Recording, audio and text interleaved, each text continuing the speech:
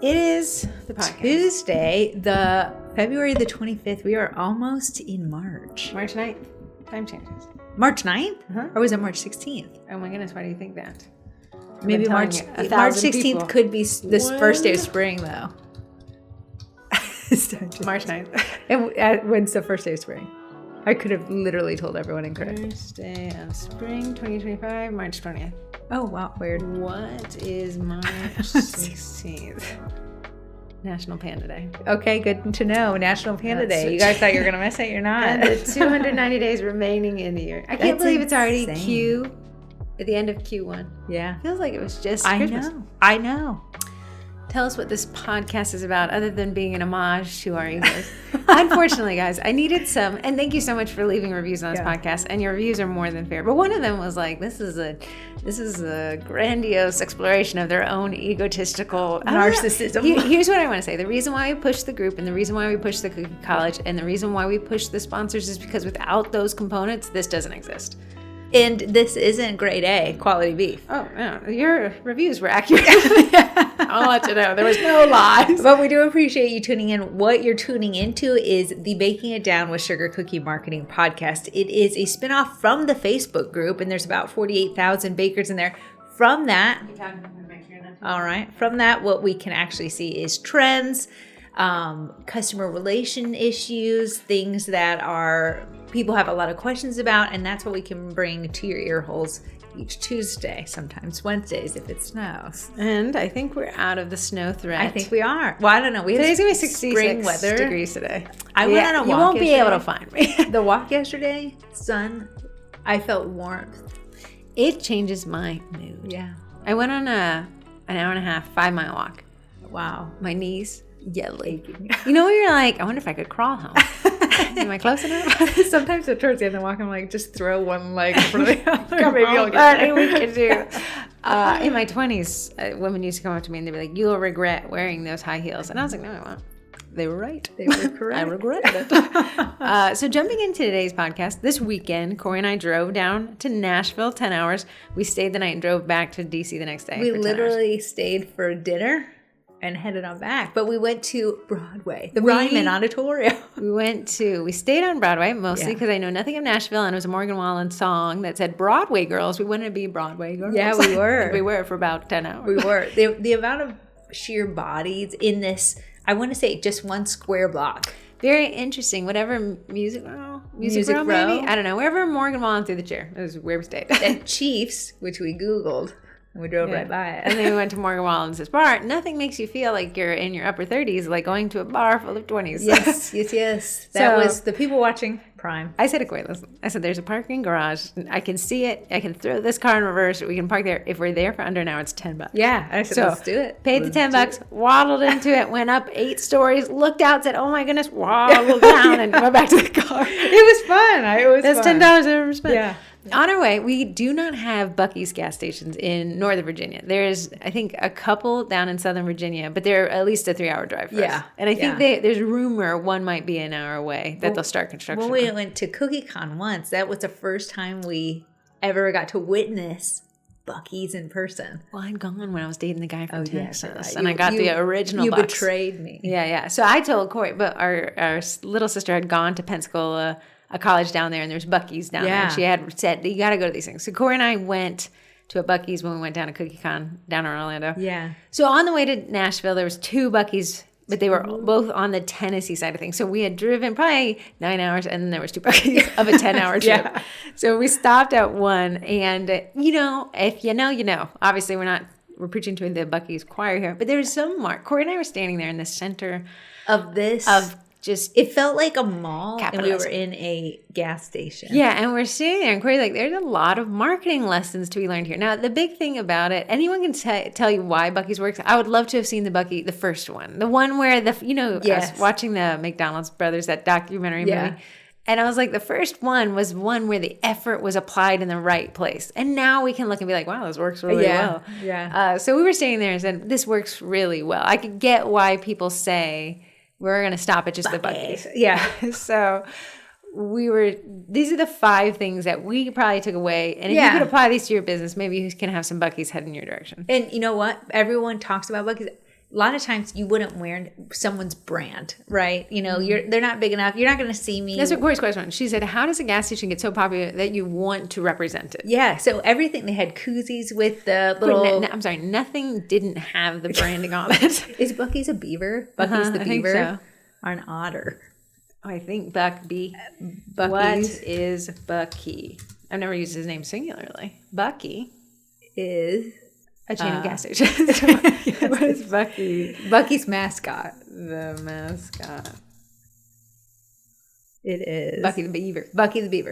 So Buc-ee the beaver, just standing there and because the founder's name was Arch Beaver. His nickname was Beaver. Hilarious. Applin, the third founder of Buc-ee's, was nicknamed Beaver as a child. Oh, that's so funny. Yeah, so Buc-ee's was a lot. You could take a lot away from it if you were able to apply it to your business. You might not be as big as Buc-ee's, but you would definitely. I think you could capitalize on some fruit. It was such an enjoyable experience, although thoroughly overwhelming. So many bodies. I never waited for a pump. I just pulled in, got a gas pump, and then I never waited for a spot. Although I thought I would. I did not have to wait for a spot. Yeah. That you can sell art in a bathroom. Wild. So my big takeaway, my big thing about why I think it works so well is the efficiency of it. And now that's the shtick. And that's why I also don't think there's Buc-ee's in Northern Virginia, is it has that single or dual strip of gas pumps. And there's so many.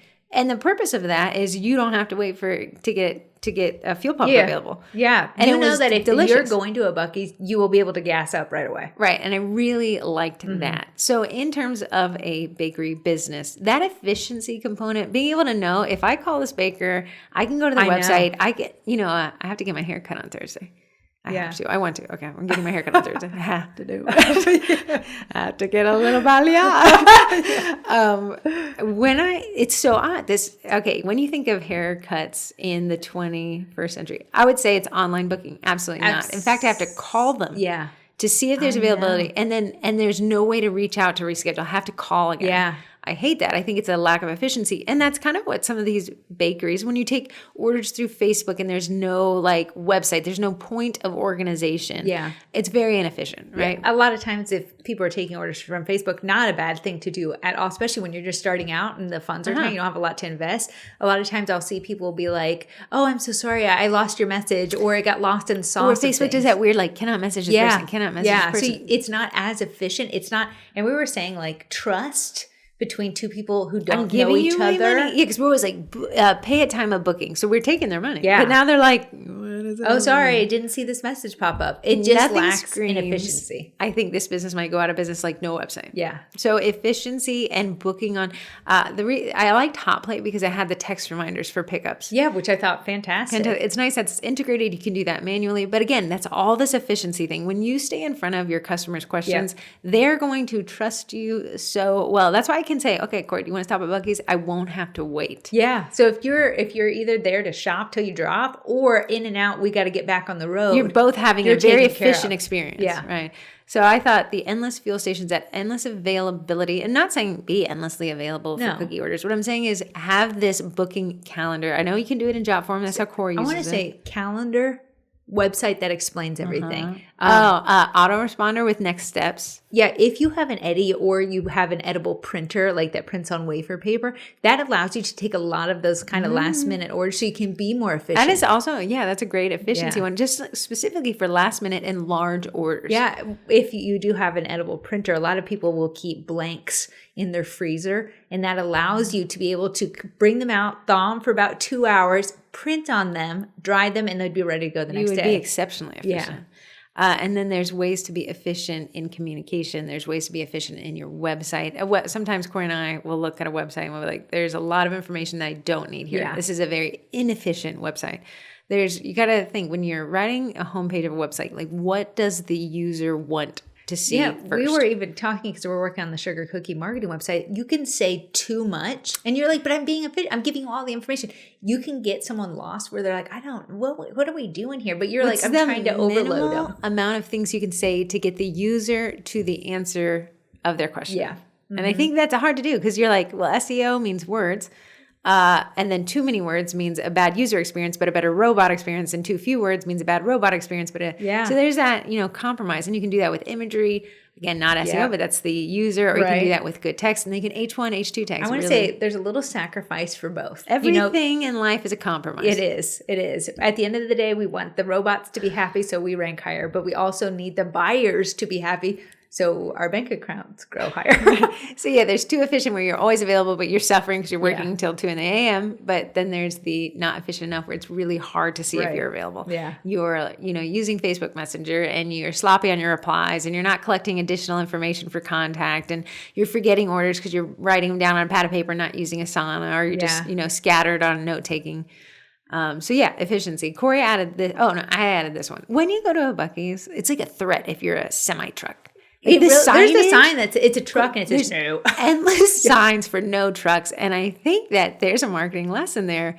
There's some orders you shouldn't take. There's some products you shouldn't sell because it stifles the optimization. And the reason why I think it's no trucks is trucks are hard to move. They're hard to park. They're hard to maneuver. They're hard to maneuver around. Yes, and I think it would boggle down the efficient lanes of getting the cars in and getting them out of there. Yeah. So every Buc-ee's, when you're in that little one turn lane in, because they all seem to be designed the same way, it has those no truck little billboards. Sign, yeah. Mm-hmm. And I think that in terms of bakeries, and we talk about this, not every order is a good order.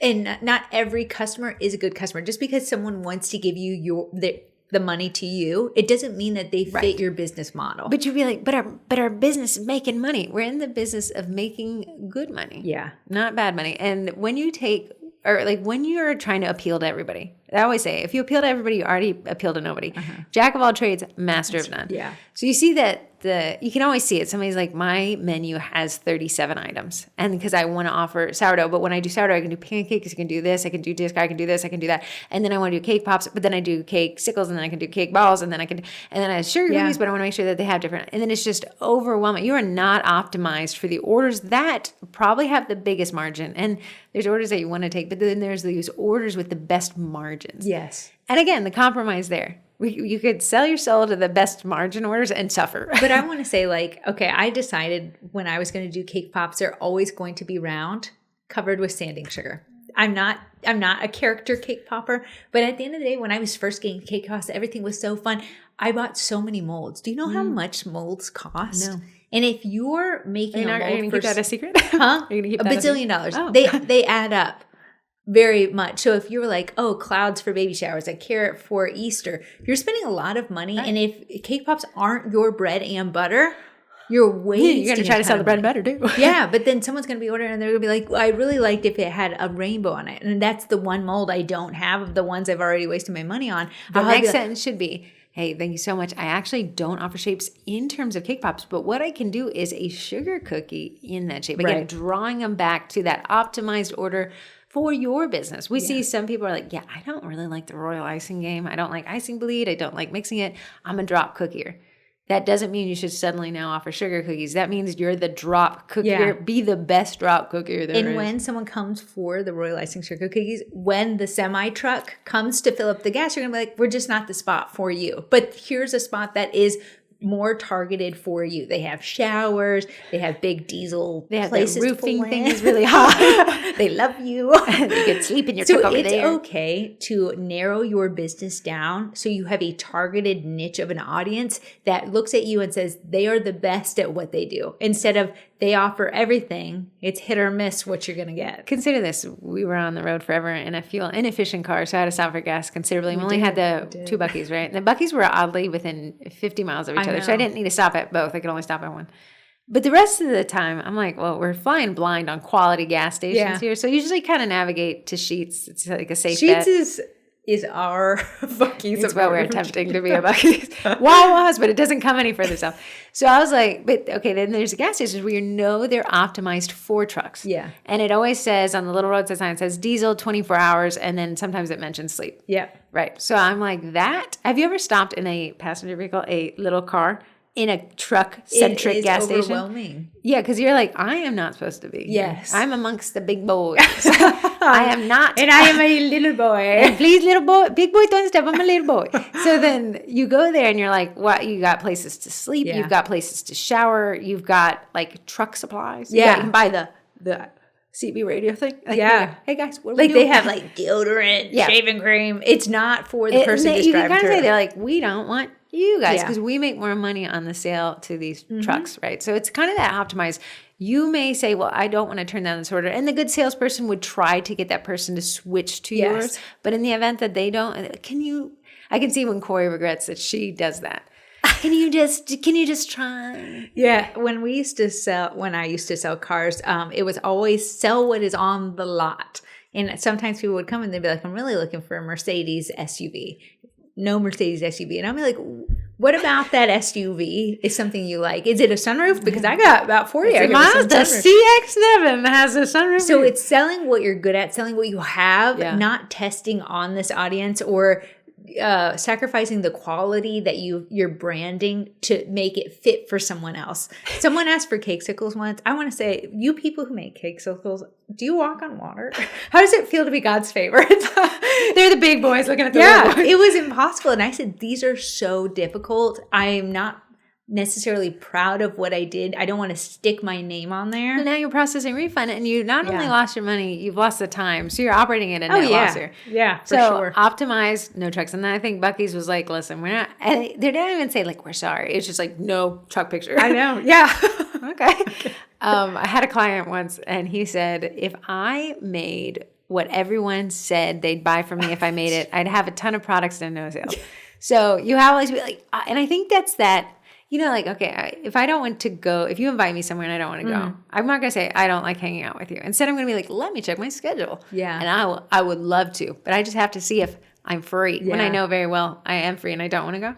I think people, when they don't want to buy from you, they're like, oh, if only you sold this thing, I definitely would be in. So I'll wait till you sell that. And that's their way of saying no. I know. It signals to the business owner, if I only we got to offer this and then we'll for sure have this sale. And that's why I see some people do. I'll see them sell in a group, right? And someone will be like, but do you have a gluten-free sourdough? And they'll be like, no, but it's something I might be working on. They're like, well, let me know when you have gluten-free. And then you're like putting all this effort into gluten-free and they're like, yeah.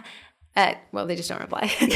So kind of consider that. If you have a really bloated menu already, what I would recommend is go through and see what hasn't sold at all and just get rid of that chopping block immediately. Go back through your orders and see what sold once or twice in 2024. Yeah. Get rid of that immediately. Yeah. Go and see what sells the most and see if you can squeeze that down to, let's say you could take it baby steps. Let's say you trim it down to 10 products. Yeah. Let's say you work and then maybe in a couple months we trim it down to 7. And I think that's a really good, hearty offering. Right. Yeah. I would be the big takeaway is humans are we think we want more. We actually don't want to lose what we have, right? Yeah. So we're loss averse. When given the option for many options, we now face the fear that we will not pick the best one. Yeah. That creates a loss aversion and we end up picking nothing because it's better to not have lost anything than to have gotten something and some. So I told Corrie the other day, in the event that there's 2 products to choose from, I have a 50% shot that I'll pick the best one for me. Yeah. But if there's 10 products to choose from, I only have a 10% chance of picking the best one for me. I'd rather not take that risk. Yeah. I'll get nothing. Yeah. I want to say, sorry, there's a cat meow. Really throwing me. That's a cat meow. Heather has gotten a new cat. R.I.P. the other one. Okay. It was a kitten. Yeah. And that was why I went to Nashville. And the cat meows. He is and Corey's like, this is causing me a lot of stress. I said, we have 10 hours of this. I know. I haven't been in the world of kittens and baby dogs in a while. I said, I'm going to need you to dial in. I dialed in. I'm driving, so we need you dialing. Because I'm an empath and my heart goes out to the meow. Dial in to this cat is crying.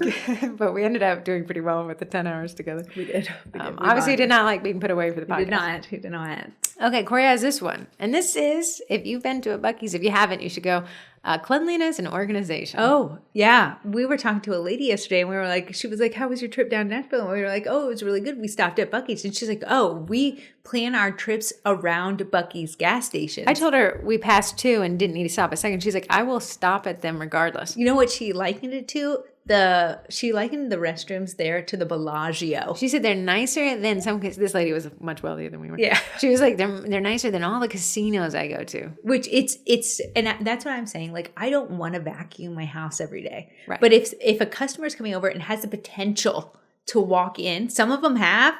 I have to be ready for that, and I have to clean. In spring, Corrie and I always do a podcast on sprucing up the, what do we call it? Spring clean? Yeah, what do you call it? A curb appeal. Yeah. And it goes a long way. Because, okay, why do you go to Buc-ee's? For fuel. For fuel. I need a gas, right? But then you say, for food. Okay, but everything's really clean. And I said to Corrie, what I've noticed walking into the restrooms and walking to the soda station, because obviously I have to get a Diet Coke, is the redundancy in terms of efficiency. So every Coke machine, of which there was 50,000. Well, that's our next topic is efficiency, I do believe. No, we had already passed. That was number one. And less fuel stations. Oh. But at the cleanliness. So like when I went to the bathroom, there's the paper towel roll here. There's a paper towel roll here. But there's a third paper. There's 2 sinks. There's 3 paper towel rolls. There's also a dedicated person. Whatever that is. That's amazing. Right. So, but remember, Buc-ee's at one point put money in the right place. It invested in the right place. So now that there's a dedicated person who manages this bathroom, and it shows. Yeah. Sometimes if you go to an off the beaten path restroom at a gas station. Wait, okay, listen. If I have to ask a guy for a key that has a fuzzy little animal on it, I'm gonna leap. One time I asked for a key, it was attached to a feather duster. Mm-hmm. And I said, this going to the bathroom isn't what we were in the mountain and Corrie had to go, but when you're desperate, you'll pick up any stick and use it. You'll do a lot of that I will never do. In the option of, and I think bakers can take this too, in the option of, let's say somebody has hired 2 bakers. Yeah. And one of you was just really, your house was clean, your kitchen was clean, your clothes were clean, you were nicely dressed when they showed up. And the other person was disheveled. There was toys in the yard. The door doesn't open all the way. Yeah. Everything which do you think the client will call again? When someone says that, it's just the industry is oversaturated. If we're all working with sugar, flour, and butter, the minor differences that's going to have that's where competition wins. Absolutely. So if we're all making the same cookie cutters because we all shop from the same shops, they all look the same. The things that are going to put you one step ahead, that's someone's going to choose you over who you think is oversaturating the market. It's going to be that curb appeal. It's going to be your efficiency. It's everything on this list. Yeah. That's going to be what differentiates you. It's not that there's just so many bakers. No, you can take someone's market share just by being a little bit better. Your packaging's a little bit better. You're a little bit cleaner. Presentation, efficiency. Yeah. Photos look better. Organization. Yeah. If someone, if I have to use a business and I don't get a reminder about an appointment, I'm like, I don't feel safe. I don't think you know that I know that we're supposed to because then I'm meet. reaching out to you and be like, hey, we're on our way. Yeah, are you guys expecting me to drop my car off? Are you guys expecting me to come for this appointment? Right. Yeah, so I want to say it's good to have people in your industry because that means you have a viable industry. Right. If people are falling out of the industry, that means people are like not buying sugar cookies. So people love to complain. Competition is good. Yeah. Market saturation is an excuse. I think it's competition and they're doing something better and it feels like saturation to you because you've let them gain your market share. One thing we learned on our 10-hour drive is every time you take an exit, there are 6 choices of gas stations. Yep. You talk about fuel inefficient. You talk about being like over like the industry is if cookies are saturated, gas stations are drenched. And that's why Buc-ee's is such the one that people choose because Buc-ee's is not the oldest gas station. No, especially in Virginia where it is brand new. But how can we say gas stations are saturated? Because every exit has 5 or 6 or 10. But Buc-ee's is still able to take market share. And that's what I think. And I was reading a thread in another group and someone's like, well, it's just market saturation.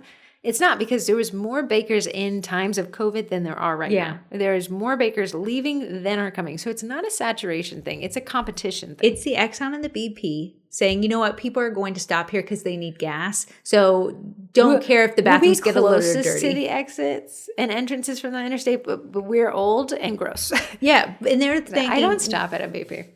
And blame the oil spill and then blame that disgusting bathroom. But what they're thinking is people need gas. They're going to stop here. They all always stopped here. So you know what? We're going to clean a little less. You know, our pumps aren't going to work as efficiently. Right. You know, we're going to put a cone out and hopefully people understand that it's not working. And Buc-ee's came in And Buc-ee said, listen, you guys better shape up or you will be run out of business because we are going to be better, faster, stronger, and clean. Yeah, but Buc-ee's could have looked at Exxon and BP and been like, market saturated. They're already there. You know, there's too many gas stations. Everybody's getting gas. Yeah, but it's just coming in. And I think if you could change your mentality, instead of being like, oh, it's so slow because other people are selling, to be like, I'm going to up my packaging a little bit more. I'm going to respond to every comment that I get on my social profiles and build a relationship. I'm going to optimize my website to be the most efficiently welcoming website, which we're talking about welcoming in a second.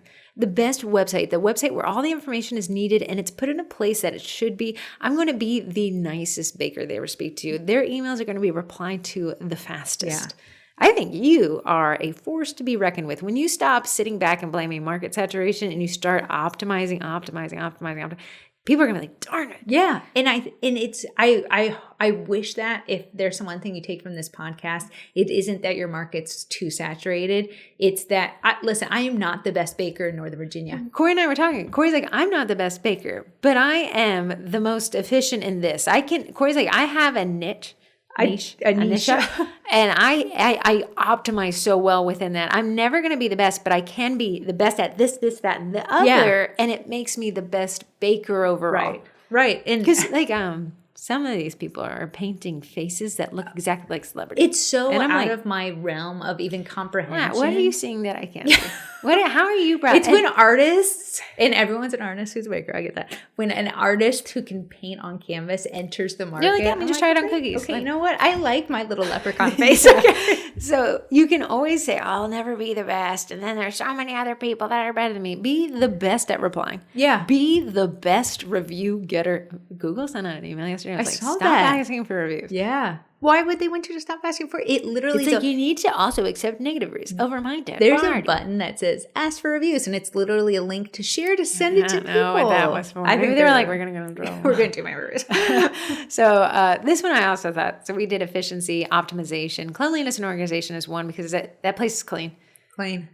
This is not even on the list. Any bathroom, any woman's bathroom that has a door that goes all the way up, and I don't see the feet of the people next to me. Where I have privacy, yeah.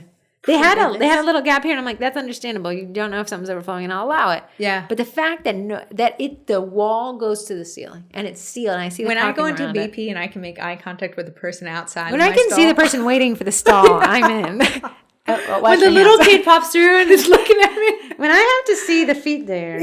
I said no. But this one had the hand sanitizer in there, had the little toilet cover in there, had endless amount of toilet paper in there. Yeah. Like it was just ready to go. And as soon as you unlock the door, a lady looks in. Do you need to clean anything up? No. Yeah.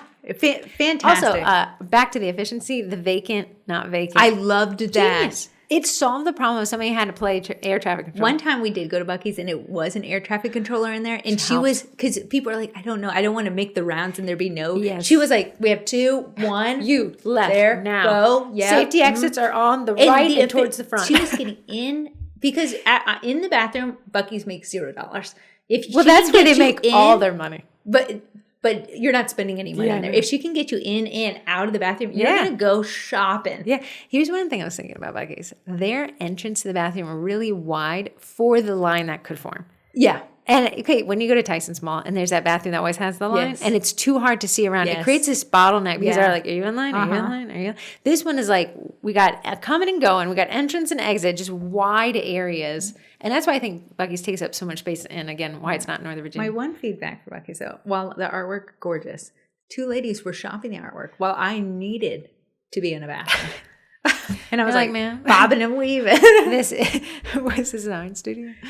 Yeah, it was great. Oh yeah, Heather Campbell Berkshire was like, do you guys not need a nugget dealer? Sorry, there's none of these in Northern Virginia. It was a 9-hour drive. Please, everyone who thought that this was in Northern Virginia, send us your Buc-ee's gifts. We could love Buc-ee. Okay, merchandising. Corey and I went to the chip section, which is probably just sacrilege. Absolutely, we should have gone to the sandwich section, but.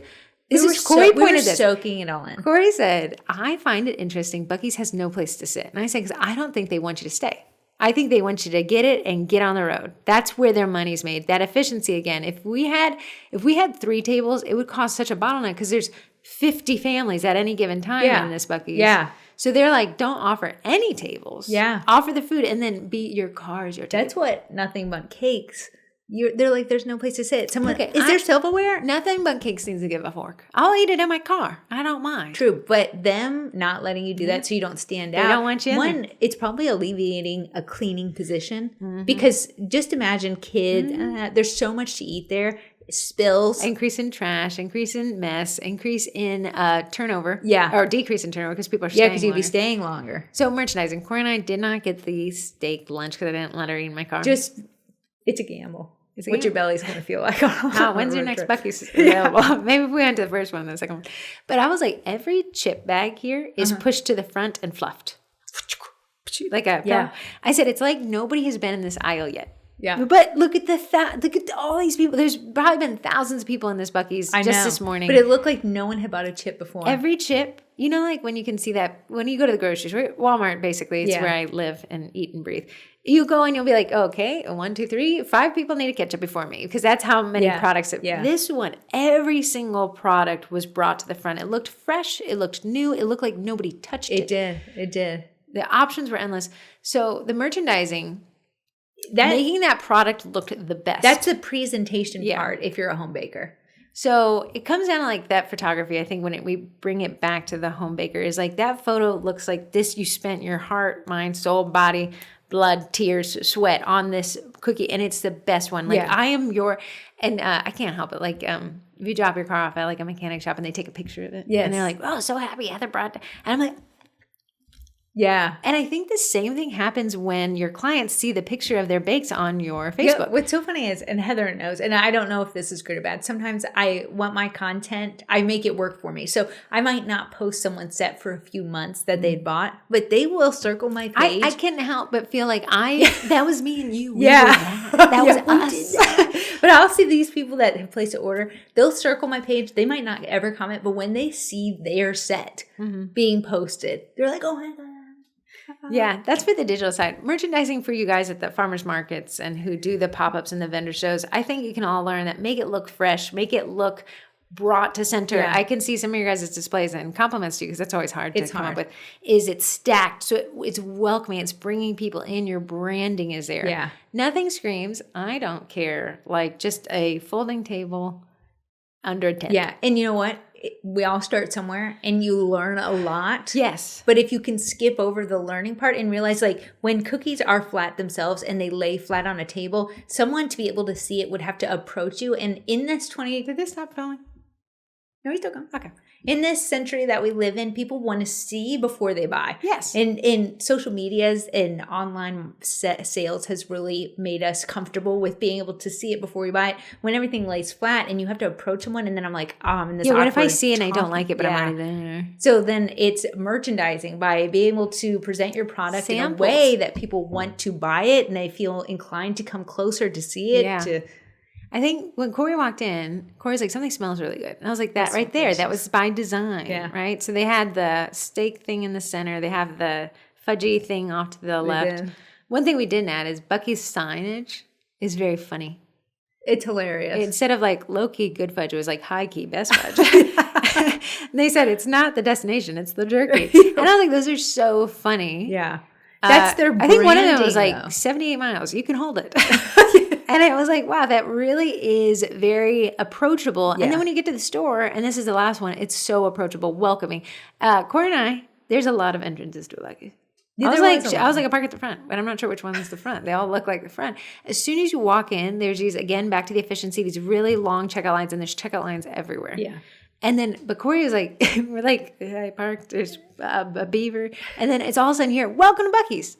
I'm like, oh, hey, thank you so much. And it's a smile on their face. And I'm like, this is the 1,000th time you said that. Yeah. And Buc-ee's didn't come up with that. If you ever went to Moe's, the restaurant. Welcome to Moe's. Welcome to Moe's. That's how they did it. So Buc-ee's was willing to look around and say, we like that. We like this. We like this. We're going to take all those in and really optimize what our gas station can give to people. Buc-ee's is bright. Everything is welcoming. The people are smiling. Their shirts are red. A beaver came out. He popped up and he could take pictures. He like looked famous. He had a bodyguard.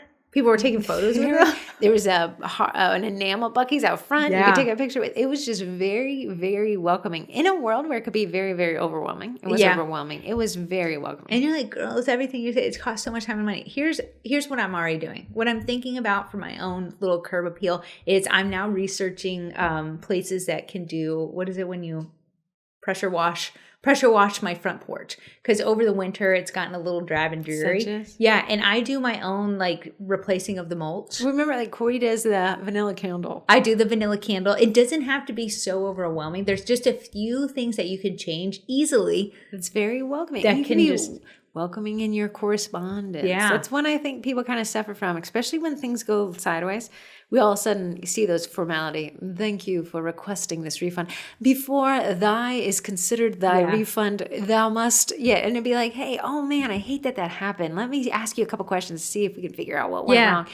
And I think that welcoming, even in times of trial and tribulation, is a very differentiator. Like I'm taken care of with these people, even when things are not right. What's great about Buc-ee's is I've never had an issue with Buc-ee's, but I feel like when I go in there, they've made me feel confident that any issue I would have, they'd be there to at least come up with a resolution that was beneficial to both of us. Right.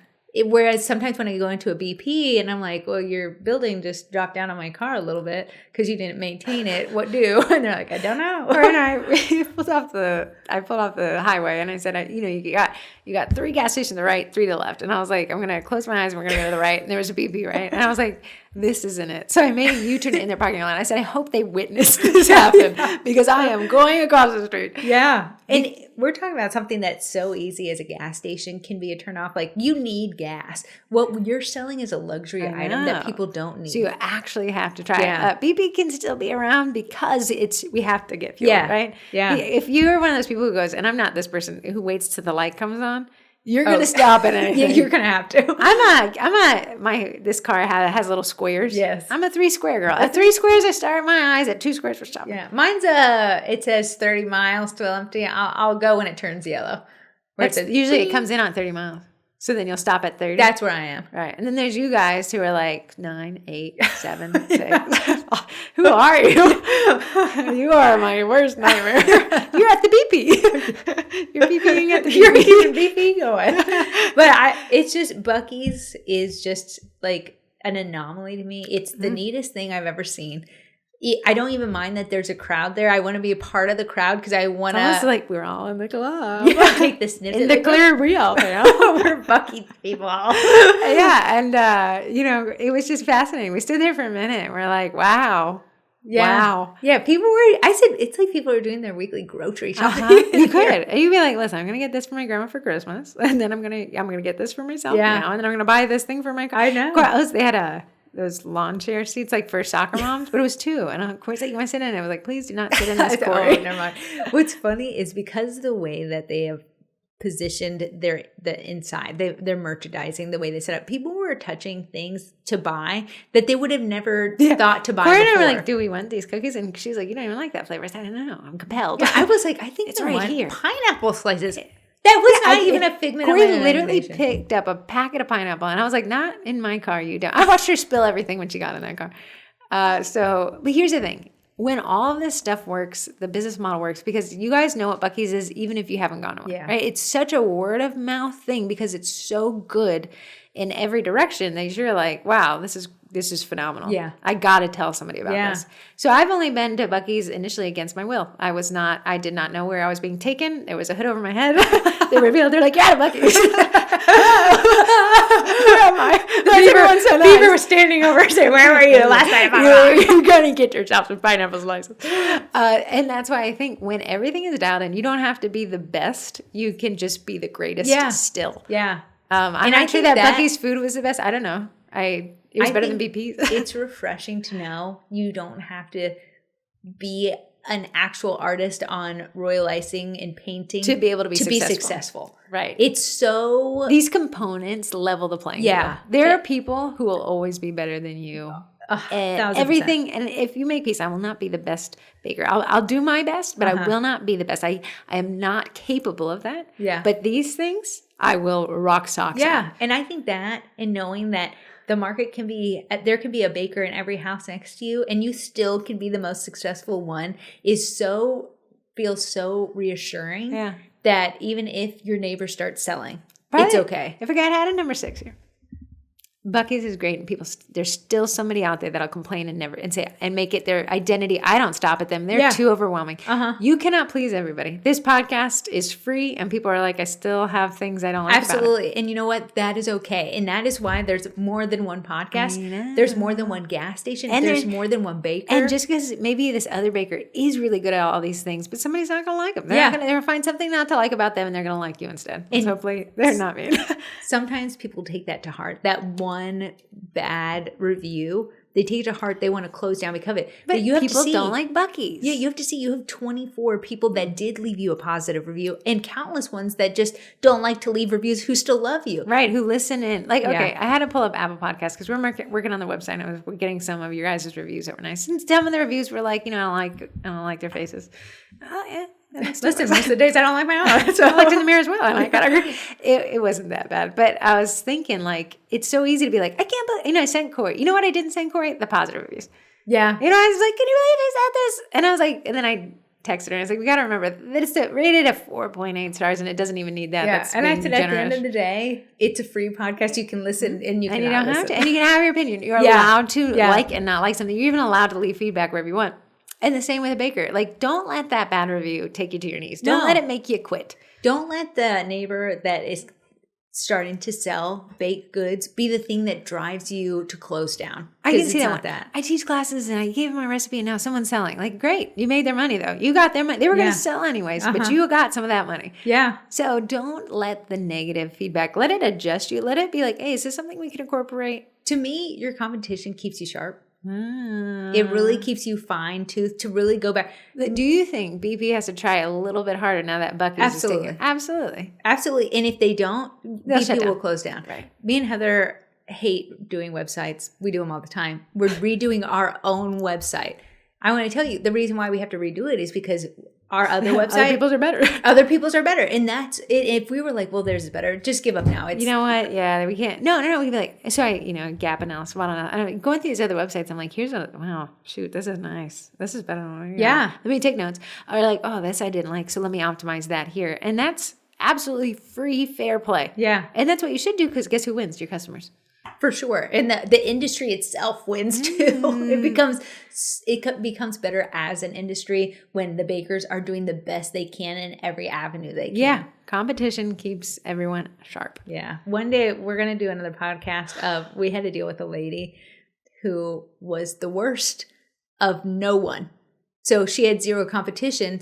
And she was not a baker. She was crazy lady. Crazy lady. But we said, wow, this is such an experience where we typically walk away, but there's no other option. Yeah. So she's allowed to be the worst experience, which is the opposite of bakers. And especially if you think market saturation's thing, you've got to be the best option. Yeah. Mm-hmm. And that doesn't mean you have to be the best there ever was. It means you just have to be better than what there is. And that's a freeing thought. Yeah, a freeing thought. So just to recap, efficiency, optimize, cleanliness, merchandising, welcoming. And then not everyone likes Buc-ee's. So and you know what? There's BP's and Exxon's for that. Some luck to you guys.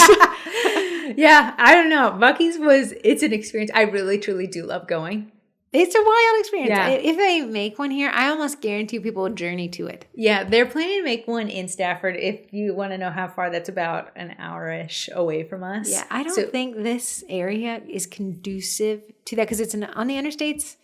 You can't just have a Buc-ee's on the interstate here. I want to say the Buc-ee's weren't in giant towns. They were in smaller pull-offs. Yeah, it's like the big towns, they were like, this is taken. Yes. We're going to go to the smaller and have it's just a massive land. And I don't know if the land is... Could you imagine the cost of a Buc-ee's plot of land in Northern Virginia? Could you imagine how many Nova people would go to Buc-ee's? You're looking at one. Two. Yeah. So that was a really interesting experience. And I'm glad we got to experience it. That was a crazy drive, 10 hours down, 10 hours back, screaming. And he's finally... More Broadway girl. Broadway. Is it Morgan? But someone's like, what if Morgan Wallen throws a chair at you? I said, I'll catch it. We saw zero famous people. Zero famous people were seen. We saw a lot of girls on bachelor parties and a lot of 20-something boys. Yes, we did. Girls on bachelor parties. Wow. The people watching Prime If we could have gotten that chair from Morgan Wallen and put it on the side of the road and just watched. One more, please. Thank you. I love you. Yeah.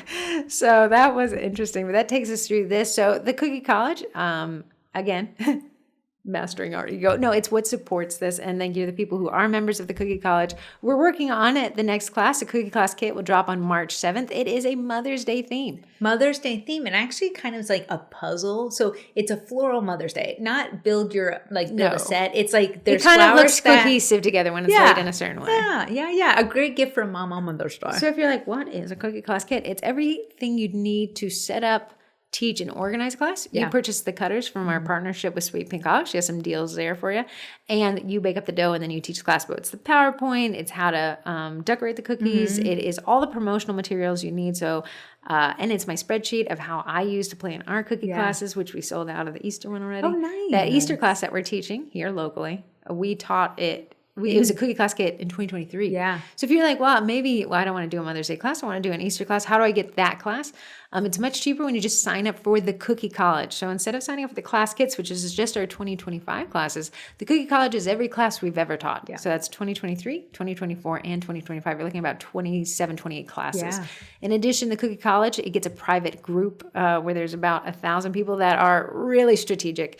If you are like, I feel weird posting in cookie groups because I feel unprotected, or I have to post anonymously, or I'm not getting the answers I want, or get a bunch of virtue signaling, or, join the Cookie College group. You're going to get a whole different tier of answers. It's a different vibe. It's a strategic approach versus I would never do that. Like, that's not where you're going to see in the Cookie College as far as the comments it's very safe. The content I have to delete there is few and far in between. And even if then it just was like landed differently. Yeah. It was not attacking. It was very like, hey, like somebody yesterday was like, I typoed and I put a product half price when I should have doubled the price. What should I do? And people were like, hey, listen, here's what I do. I'd honor it. Here's what I'd write to those clients. And then here's how I adjust that.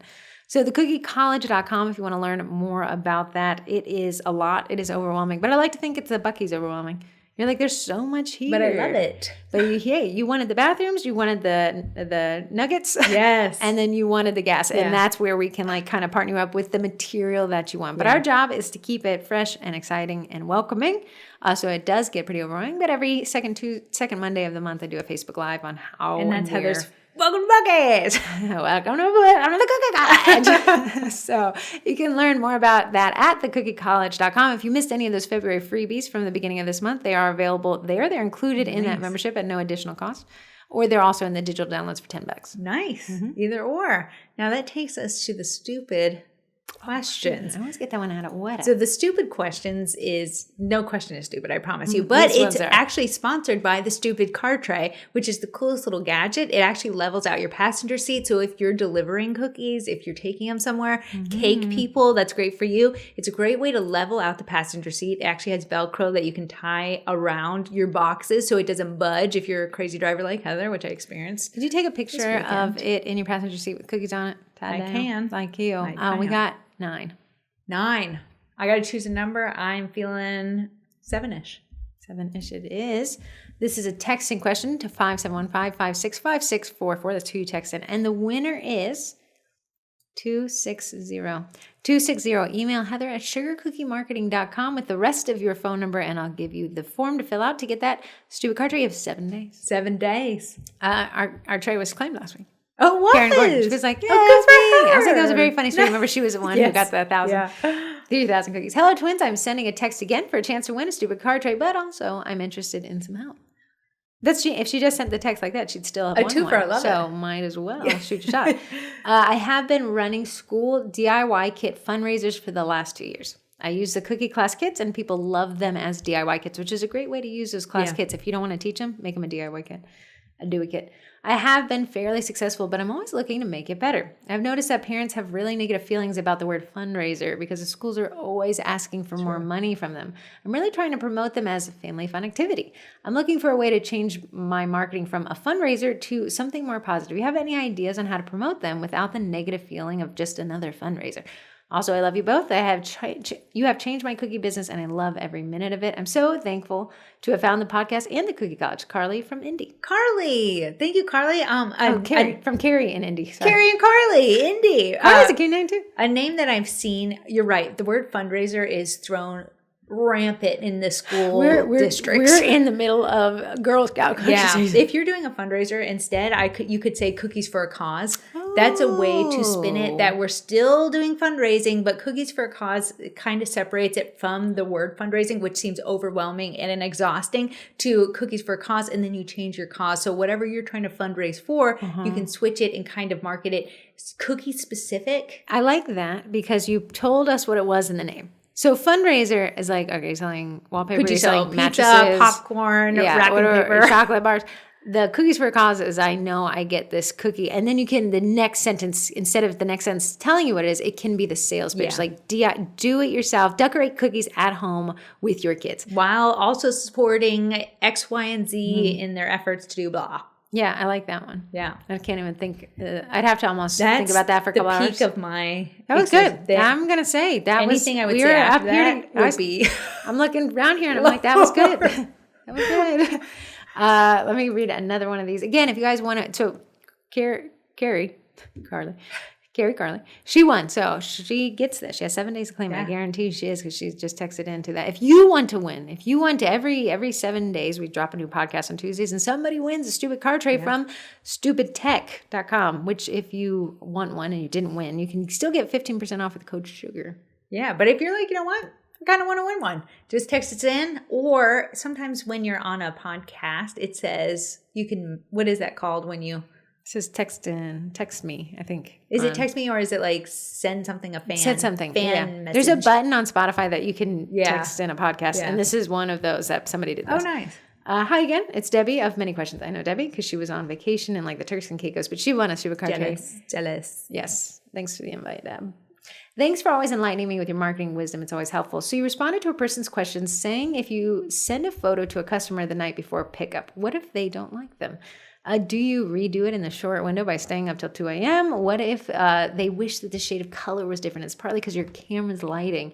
It seems like you might be creating more work for yourself. From Albany, New York. So I have done, over the years, I always send it. So I can tell you what actually works. There's a huge school of people who are like, don't send, and a huge school of people that do send. And Corrie do send, and she's going to tell you why, because I've asked the same question. Yeah. The reason why I do send is I have misspelled some names before. And it's Did you do that recently? Yeah, it's given me the opportunity to fix it before having to refund the whole thing. So it's in my mind a chance for me to save the sale versus being like they show up at the door and there's no chance to fix it. Mm-hmm. Also, I allow them to use that picture when they want to post about it to their friends and family or on community groups because pictures do sell. The better the picture, the more sales you make. So I'm like, feel free to use this photo. Would you add a disclaimer like, please factor in lighting is different from my camera to your cookies? You could absolutely do that. It comes down to, if you're worried about this part, it's because there's something over here you didn't there were lack of communication to dial in the colors. Yeah. So when I'm talking to them, I'm like, what colors would you like to use? Do you mind sending me the invitation? Because you telling me canary blue is different than what I could see canary blue being as. Mm-hmm. So there's a lot of communication that needs to go through. If you're like, I really need the colors to be specific to my invite, I'll be like, hey, Heather, do you mind sending me the invitation so I can make sure I get to them as close as possible? I'm gonna push some people here. Okay. Right? If you say, well, I know that my camera's lighting is changing the colors here, Lightroom allows you to adjust that back. Yeah. So it does require a little not base user click and send. Uh-huh. You're going to say, okay, I know the color that she requested is the color I produce. My camera's altered this. I'm going to take it back into Lightroom and I'm going to make those pinks back to the shade that I know that the customer wanted because I want because the camera adds 10 pounds. Yeah. It also adds 10 colors. You want everything you photograph to be true to color to what you're visually seeing. Right. I'm not going to send something that has over the contrast has been turned up because that's going to darken everything that's in that photo and it's not going to be portraying what I actually made. Mm-hmm. So if my photography isn't dialed in, maybe I would say I'm not going to send it quite yet. Yeah. Maybe I'd work on my photography rather than always being like, if I send this, I'm going to get pushback because my photography is not dialed in. So instead of fixing my photography, I'm going to... Also, the verbiage when you send it, it's not like, hey, do you like this set? I agree. Say, I'm so excited to show you the set. Here's a preview of it. I always say, I am so excited to show this to you. I think we really, truly nailed it Corey's down. Guide. Well, here's what you need to say. Oh, yeah, absolutely. I think we nailed it. I truly think we did. I hope you love them as much as I love them. What we captured in here, and I go back to their order form, you really wanted blah, blah, and blah. And then I did blah, blah, and blah to support that. Oh, that's very nice. Yeah, so. Oh, Dad, there you go, girl. Yeah, if you're questioning the way that if you're like, hey, I hope you like these, Then you're introduced. That's a whole, like, some people are like, do you ask people how they like the cookies after you send them out? No. Because you just ask somebody for their opinion, and opinions are like bum high news. Yeah. We all have one. Yeah. I always tell Corey, if you ask someone their opinion, they're going to form one because you asked them to. Yeah, just even if they didn't have them before, they're like, I don't Sometimes know. I think people are like, did you like them? Please tell me I'm good at my job. But so a part of car sales is assuming the sale. Mm-hmm. You're going to love this vehicle. It's got the 4 tires that you wanted when you walked in, and you're going to drive away on them. If I come to you and I'm like, I hope you like this car. I know it's not exactly what you wanted, but it has the sunroof. You're right. It's not that Mercedes. It's a Mazda. So yeah. So I like that, guiding them. Corey's pro sending that picture. It saved her some time. And okay, well, you're going to be up till 2 a.m. No, sometimes you just given them a refund and said, still, here are the cookies. Absolutely. And that's embarrassing, egg on your face, but it was going to be egg on your face, and they had no other options. Yeah. Yeah. So I've just seen a few more benefits from sending the photo than I have from not sending the photo. Do you send it for every order? Yes. Oh, you do? I do. One, it forces me as a marketer to have stuff to market. Yes. So if I have to take the photo, I'm going to have content. It's never going to be something that leaves my house and I'm like, well, I didn't get to catch a photo of it. So I have more content to work with. You've seen how many photos that I have seen. And sometimes I'm working skin of my teeth with time. The cookies are laid out. The reason why they're laid out is because they're wet still. But I'm getting a photo so I can have it, so I can send it. So sometimes I can stage it. I got enough time. Sometimes I don't. Work more efficiently. Listen to the podcast. Yes. And pull a Buc-ee's. Yes. More efficiently. Last one I'll read. Constant here. I'm a newish Cookie College member. Oh, Cookie College. Showing up, showing out.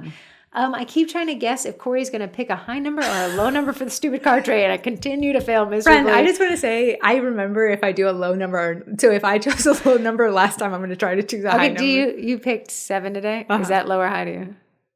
Because you gave me 9, it was a high number. Okay. I thought you were going to be like 33. I'm like, no, there's only 9. Yeah. I try to jump around so no one feels like I have a favorite number. Well, here's the thing. She actually texted in twice, so she had 2 chances to win. Right. Like, don't send me the A, B, C, D, E, F, G, and 26 different texts. But my question is about artificial free food colorings. Do you think it's a good business move to offer natural options along with artificial ones? How would you avoid the confusion about that if you're a dye-free baker or not, if you plan to offer both? How would you handle pricing differences and adding that option to an order form?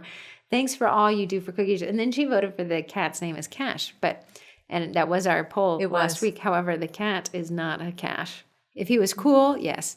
He's a little nerdy. Quirky. He's quirky. Yeah. Yeah. He's finally given up on meowing. So he named him Mr. Munch.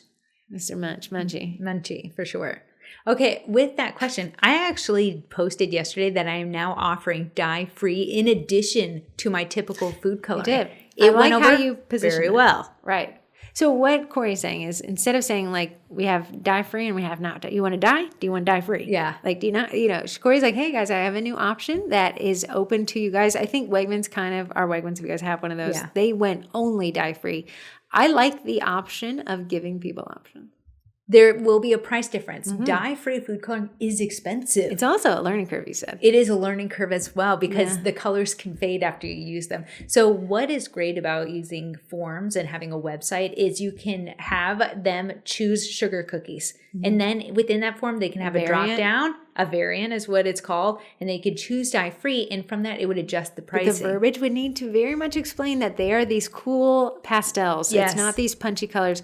Wegmans, when you go to the bakery section now, they are not dye at all. Yeah, they have no. So there's a little placard for a long time, and probably still there, and it says, we use dye-free food coloring. As such, our colors are not as bright. Yeah, because they used to be super bright. Then when they went dye-free, it's very pastel. Yeah. So my planning, and this is going to cost me time and money, but is going to make me more money in the long run, is my plan this week or next week is to make 2 identical sets. One using my traditional Americolors, one using dye-free. Would you, from a website perspective, I do like the fewer products the better, but I would almost separate those 2 out so that the dye-free listing explains a lot of it. Because I don't think people are going to be like, I want sugar cookies, and they'd be like, oh, shoot, there's a dye-free option. Yeah. I think they'd be like, I want dye-free sugar cookies, and having a dedicated page on your website with honestly, the product there. I got to agree. I think people come to me and they already have made up their mind they want dye-free. Because I think we got to think of the motivation of the end user. Yeah. The end user isn't like, oh yeah, add to cart, dye-free. I wasn't even thinking about that. The dye-free user is searching for they're just to me like the gluten-free user. The gluten-free obviously has medical condition. They can't, but I think the dye-free person is actually coming from that same space where I think this is healthier for what I want. Mm-hmm. And I think they would search a website and they'd look for dye-free. They wouldn't be like, sugar cookies, oh, Shoot. I think that's a good user experience. They call that UX. So if you know that people are coming to my thing just turned off, my little... Just keep talking. All right. If you know that people are coming to your website and they know that they want dye-free, don't hide it as an option because you're going to lose them as a client. If people are wanting that, especially because Wegmans around here is offering it, people know that it exists in the world, giving it as its own page, its own primetime real estate, you're going to make more sales. I like it. Okay, wrapping this up. If you guys want to text into the Stupid Car Tray Stupid Question segment, it's 571-556-5644. If you don't like trying to guess where Corey's going to pick and you just want to buy one, you can get 15% off. That's a stackable code, meaning if they're running any promotions on top of that, you can get additional 15% off by using code SUGAR, which takes us to our podcast sponsors. Yeah. That is one, Stupid Car Tray. Thank you. We also have Eddie, the edible food printer. We talked about him in terms of efficiency. Not cheap, not on sale, no discounts. $3,000, definitely an investment. Definitely something to consider if you're like differentiator, and that differentiator per Buc-ee's is efficiency. Corrie and her Eddie have paid for each other and then. Yeah, I don't remember the last time I've opened my airbrush machine because Eddie does that. So when you have an airbrush, you got to clean it. It gets clogged. You got to have a million stencils. You got to clean the stencils. They're air dried. You got to find a place to put them. Eddie has alleviated a lot of that turmoil and time. Yeah, so the Eddie direct-to-food printer, like that's exactly how it works. You can go see it on preview in their Eddie Printers users group on Facebook or on Instagram. If you just want to say, I don't want the Q&A, I don't want the help desk questions, I just want to see what this bad boy can do, you could go check that out. I'm going to say, somebody said, should I buy one? Like, somebody asked this question. They were like, hey, I want one. I want one. I know that you don't just buy it and they come, you have to go market it. And she was like, but it's not cheap. And I was like, hey, at the end of the day, he has he has the benefit of those corporate orders, right? But he also has a benefit of efficiency. Even if you never sold a corporate order, you're still buying back some time. Now, the corporate order is going to pay for him. For sure. Right? That I'm not using an airbrush anymore. That would take many an order to get there. But he still has that secondary benefit of that efficiency. Right? Yeah. And a lot of cookie cutter shops are now creating graphics for Eddie specifically. So it's really coming around. A lot of people are buying into I'm glad that the industry has finally opened their hearts, minds, and souls and wallets to accept that Eddie was a good addition. Yes. Eddie now he's way more common than he used to be. So now I'm like, oh, I see that's Eddie printed for sure. Got to find that graphic. We're like, it's Eddie printed. We hate the Eddie, and it's cutting out the artwork out of it. Now we're like, it's Eddie printed. They're like, oh, how do I get one? Yeah, take out a second mortgage. I know. And if Eddie would have taken some backlash at the beginning and shut it down. Imagine if they were like, well, it seems like people don't like it, so we're just gonna get rid of it. Yeah, don't be that. Be a Buc-ee. They tripled down. They're like, we're going to be selling these here. Next up is the Backers Co. The Backers Co. is a food photography backdrop that transforms your home. Honestly, I have a lot of very dark kitchen, so what I use is these 23 by 23 inch backdrops to take my food photography on. They're great because they're food safe, they're matte, they're waterproof, scratch resistant. So I mean, if you see a photo that I've taken and there's a cookie on there, it has been taken on a backdrop. I don't just put it on my granite countertop with all my little crumblies on there and snap a photo anymore. It's definitely trying to get better photos because I know I'm not the best baker. So my little sister, she didn't want to go with us to the trip. We also didn't invite her.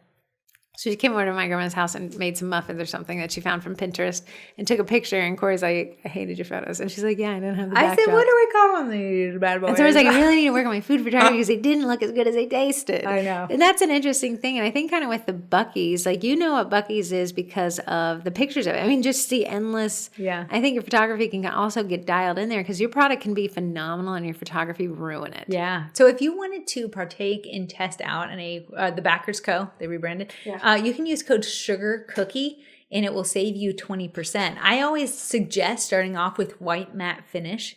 Super white matte finish is great. You can dress it up, you can dress it down, you can use it as itself, you can stage it. It's a great starter one to start with. Yeah. And that's why they always sell out of that one because that's the one I sing. You gotta have your flagship. you gotta have a star-studded one that people want to buy. Last never least, Bakety Bake from Royal Batch from Bakety Bake is a meringue powder. Code TWINS, 10% off, right? Mm-hmm. Save you on shipping. Corey loves it. I think now we get the cookie class people use it. There's a lot of people that use it. What's great is I bought some of the 2-ounce packets, and they're so cutely branded. You know, I'm a sucker for branded. It's very pink and fun. Yeah, so if you wanted to test it out, you can test it out without having to buy a pound or the 5-pound bag. You can just get a 2-ounce bag and really test with it. I made a reel about it yesterday, and someone asked for my specific recipe, so I took the time to type it out. So if you want that recipe, you can go to the Sugar Cookie Marketing _ on Instagram. It's in the comment section there, and that's exactly what I use. My recipe does is allows it to crust a little slower. So for us who are slower decorators who are flooding and need to have time to fix any issues, it helps there. It also helps alleviate any color bleed. So that I know is frustrating across any brand of meringue powder. It's really making sure that it's stabilized enough that it doesn't allow for the color bleed. I heard someone say, once you go bake to bake, you don't go back. Agreed. Yeah, I guess it really does happen. I'm not the baking twin. I just read the threads about what people say, and I think Wilton's is phasing. It's harder to find, so a lot of people are searching. I don't like that feel. I'm a consumer who, if I can't find the product that I want, I'm start panicking. I know. Like when I start like having to search and hunt and peck, I'm like, no, I'm finding something else. I know. I don't like to relearn something new. So when Sweet Tooth Fairy from Michael's went out, now they offered a new one. I feel like I'm starting from ground zero. So if you want to check out Bakety Bake because you're a Wilton's user and the Wilton's is getting hard and now Joann's is going out, and they used to sell a lot of the Wilton's product. Really? Wow. Yeah, I knew Joann's was going. I didn't know they sold the Wilton products. Corey went to Joann's and said it was the wasteland. It was crazy. It was They're wild. closing all of them now. Yeah. They had some. They had one gentrified Joann's in our area, and it was really nice. And you could teach classes at it. I know. But that one's going under too. Yeah. But you can use code TWINS to save 10% on Royal Batch at baketybake.com if you want to try it out. It's very well pronounced. Thank you. Thank you. I said a lot of times in my reel yesterday, so I knew I had to say that. Do you have a Twinterest? Do you have a Twinterest? Yeah, this little guy over here. Yeah, I love him. He is a funny little cat. He is a funny little kitty. He has a quirky attitude. He is. Catitude. Here's a funny thing. He's a kitten. I haven't had a kitten in years. Yeah. Years and years. I usually like me. I like me an established fella. Give me a cat who's seen life. Yeah. But yeah, this is a kitten. He's not seen anything. But it's funny. Every time someone walks in a room, he runs and hides. And then when he realizes you're leaving, he'll run and chase you to be like, please don't leave. I'm so sorry about that. I kind of like getting the aunt feeling, an aunt, where I get to have the best parts of him and then leave. You didn't have to cut the poop nugget out of his fur this morning. Right. So that was a blessing for me. Yeah. We're trying to figure out kitten. I had these automatic cat poo-poo potties. Yeah, that, it's advertised on TikTok oddly, but it's really neat. It's meow want. But I didn't realize it has a weight minimum. Like, because if the cat's in there and it starts turning on it, the cat's going to be traumatized. Yeah. So I'm still trying to figure out what to do with this guy. He's a little too little. I guess my Twinterest is Sugar Cookie Marketing on TikTok finally got accepted into the Creator Rewards program. Woohoo! Lunch on Corrie. Listen, you sell your soul to get those views. But do you fall out of it once you get in it? I think you can fall out of it. Here's the thing. It's based on the amount of qualified views. Qualified views, if you're a follower than me and you're clicking to my profile to see my new content, that's not a qualified view. Oh. It has to end up on your For You page. Truly, the churn and burn. How long they watch it, and your video has to be over a minute. Yeah. Do you know how much talking for a minute? The algae giveth and taketh. Oh, yeah. But we ended up making $50 so far. Not bad. $50. That's great. That could be somebody's whole class day. Yeah, for sure. And diversifying your income. So I've really enjoyed seeing what hits, what doesn't hit. Yeah. A lot of time it's controversial clickbait content. Which we don't really want to lean into. Corey and I were like, how can we get more followers? And we're like, controversy. And we're like, do we want them? No. Well, darn it. I know. Just keep producing. I know. But I'm going to study more into the Creators Reward program just to see it diversifying your income. If you're already making the reels, we talk about it. You become the slave to the content generation. And what's crazy is there's bakers out there with hundreds and thousands and millions of followers that aren't posting anymore. So there's something about where it's not paying great. What we think it is. Yeah. Because if it was, again, you'd be there. That's what I always say. When there's no competition, there's a red flag. So I know there's something out there that's a little negative to it that maybe you get. Probably they want to see, like, I haven't seen my kids in 3 years. I'm still making content, nothing's taken off. Yeah, you don't know if it's going to take off. That would break your spirit. And I see that people are like, hey, I posted this, and one time I went viral and I cannot get it to hit again. You're always chasing that high. Chasing that high. So far away. Also, we've worked on the new website. Yeah, it looks fantastic. Yeah, if you guys want to check it out, that could be my Twitter, Sugar Cookie Marketing. Oh, www.sugarcookiemarketing.com. Yeah, the platform we have, you have to type in www. No, you don't have to. It only honors it. I'm working on the redirects. Oh, I see. The problem, like if you go to a website and you leave off the www and it doesn't take you anywhere, there's a redirect issue. Me, redirects, HTTP, HTTPS, like I know what I'm doing, but when I get there, I'm like, what do I do with my hands? But I'm close. But you can check it out at www.sugarcookiemarketing.com. All right, guys, thank you so much for tuning in. Appreciate you. Appreciate Buc-ee's. Appreciate the man who made Buc-ee's, Mr. Beaver. Thank you, Beaver. Thank you, Beaver. That was great. I appreciate it. All right, we'll see you next week.